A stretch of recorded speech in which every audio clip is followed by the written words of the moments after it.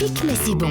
Anne Romanoff. Didier Porte, vous avez quelques recommandations à faire à Emmanuel Macron, notamment sur sa com? Absolument, Anne, il faut que je donne quelques conseils à Emmanuel Macron parce que là, ça va pas du tout.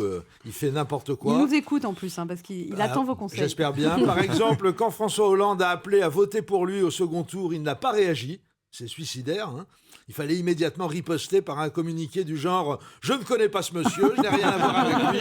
Qui êtes-vous? Laissez-moi tranquille ou j'appelle mon officier de sécurité. » François Hollande qui appelle à voter pour toi, tu imagines la poisse qu'il te colle. C'est un coup à faire au second tour le même score que Cheminade au premier.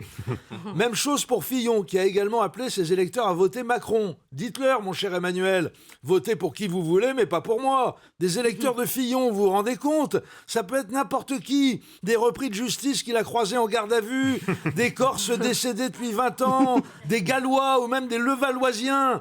On ne peut pas accepter les voix de n'importe qui, mon cher Emmanuel. Par exemple, il n'est pas du tout à exclure que le Front National appelle à voter pour vous au second tour. Vous avez une idée du niveau moyen de culture générale des élus du FN ?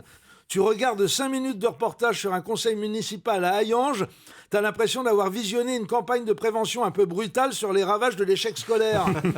Et pour peu qu'ils réalisent à quel point ils sont nuls, au Front National, ils sont capables de donner des consignes de vote en votre faveur, Emmanuel. Récusez-les énergiquement.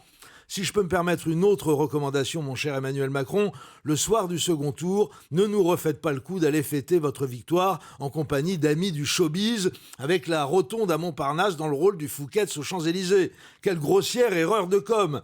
Même si la rotonde n'est pas la gargote la plus huppée de la rive gauche, pour les agriculteurs et autres chasseurs-cueilleurs qui vivent dans les zones de réensauvagement au-delà du périphérique, elle présente toutes les apparences d'une cantine à Rupin où l'on s'en met plein la lampe. Pour vous dire à quel point la nourriture y est ordinaire, sachez que c'est la cantine d'Éric Zemmour, lequel n'a plus l'usage de sa vésicule biliaire pour digérer, puisqu'elle lui sert désormais exclusivement à écrire ses livres. En attendant, aux électeurs, le coup de la rotonde leur est resté en travers. Désormais, si un candidat à la présidence veut aller fêter sa victoire avec des amis, direction le kebab du coin. Ah oui.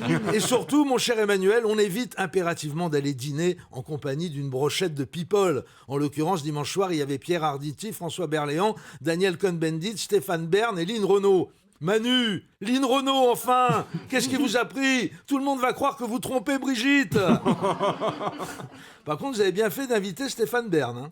Interrogé par un journal le lendemain de la soirée fatale, Stéphane a déclaré « Le menu n'avait rien de somptueux, il y avait quelques radis, des croque-monsieur coupés en 4 et une coupe de champagne. C'était très simple, il n'y avait rien de bling-bling, au contraire, ou alors le prix du radis a singulièrement flambé. » Fin de citation. C'est bien parce qu'on sent qu'il était sincèrement outré que vous l'ayez obligé à bouffer des radis, ce brave Bern. En attendant, si vous cherchez des adresses de rades vraiment bon marché pour aller y fêter votre victoire, mon cher Emmanuel, adressez-vous à un des chroniqueurs de Ça pique, mais c'est bon, on a l'habitude des privations. Pauvre chou. Europe 1, ça pique, mais c'est bon.